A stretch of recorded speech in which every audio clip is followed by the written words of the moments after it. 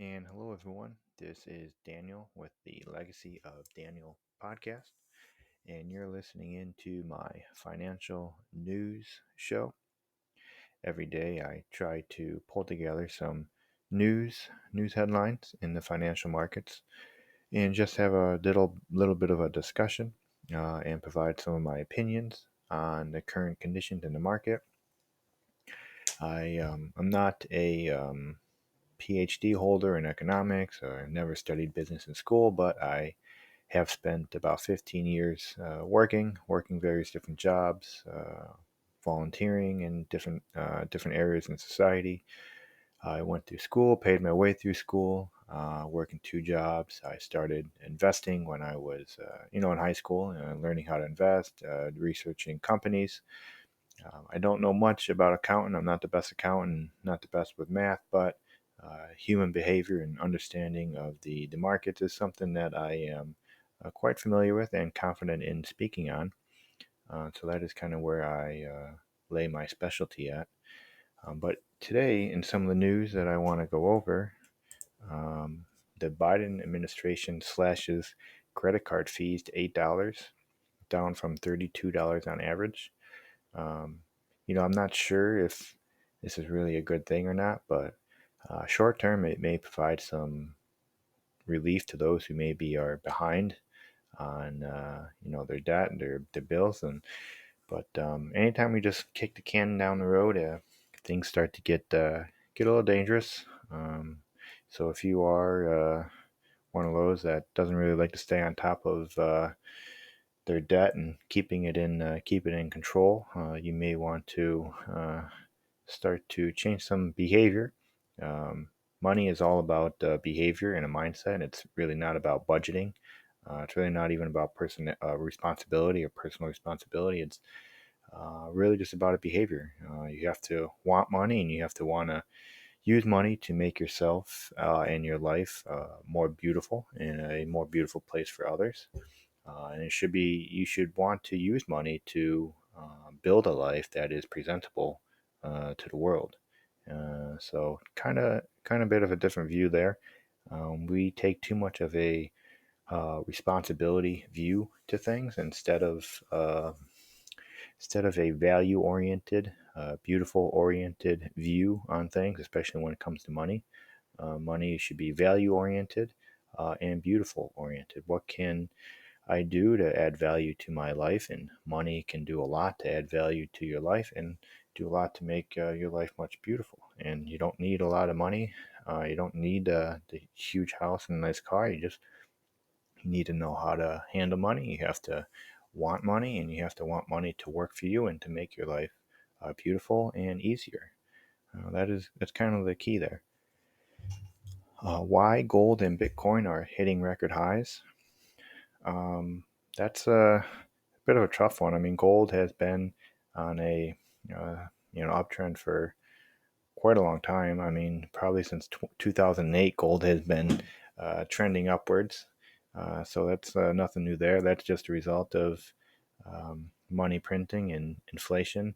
It's also just a result of demand for products that need gold and silver. I think gold and silver will be in, even copper will be in much more demand coming in the future with all the electrification. But will it stay there? I don't think Bitcoin will be. I don't know where Bitcoin's going, but I don't really comment much on Bitcoin. I don't really care for it much. I kind of follow the opinions of Warren Buffett and Charlie Munger on Bitcoin, but I really have nothing to say on Bitcoin. And you should always really just research things and don't ever just go for the grand slam. But money, money adds up quick, especially if you're working. You have a 401k. Put money into that 401k and just make smart purchases and let money work for you. Um, Another headline is Dave Ramsey reveals people aren't as well off as you think. 8 out of 10 people probably can't afford the home that they're living in. Yeah, I mean, it's nothing new there. That's probably been going on for for a long time. Nothing new there. Um, And another headline, again, Warren Buffett says he wouldn't pay $25 for all the Bitcoin in the world. And so if you're interested in hearing more about Bitcoin, there's information out there. Hear what Warren Buffett has to say, what Charlie Munger had to say about it, and I would definitely definitely inclined to hear more of their opinion than anybody else's.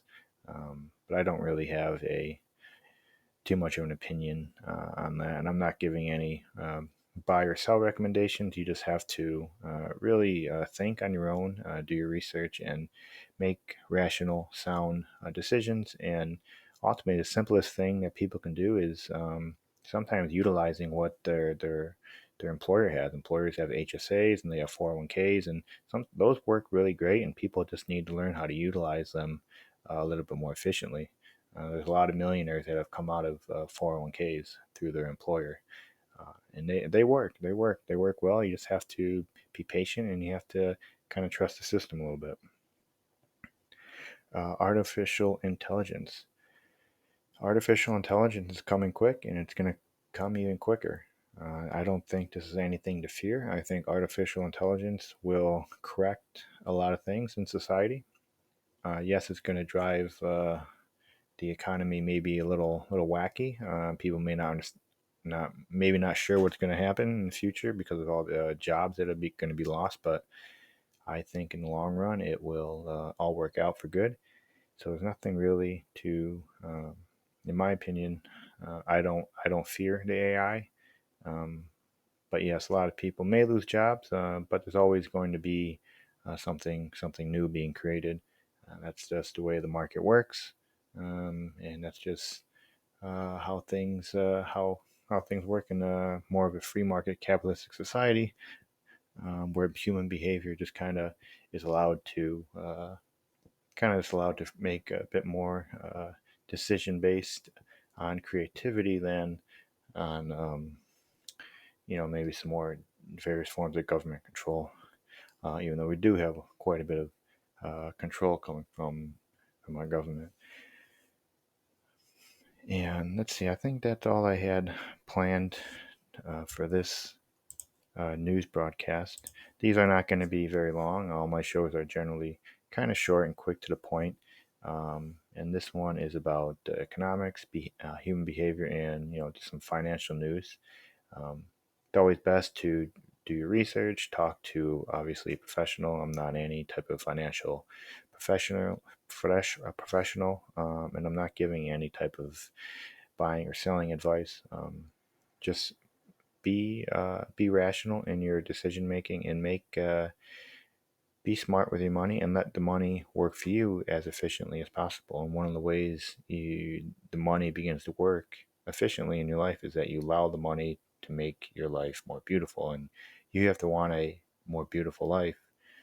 And sometimes that does take a little bit of courage to kind of step up and want to rise and up the social ladder a little bit. But money can help with that, and money can help you learn, and money can help you better take care of yourself, which could ultimately lead to a life that is built upon the beauty that comes from sound money and understanding how money works. So I thank you for listening, and stay tuned for the next episode.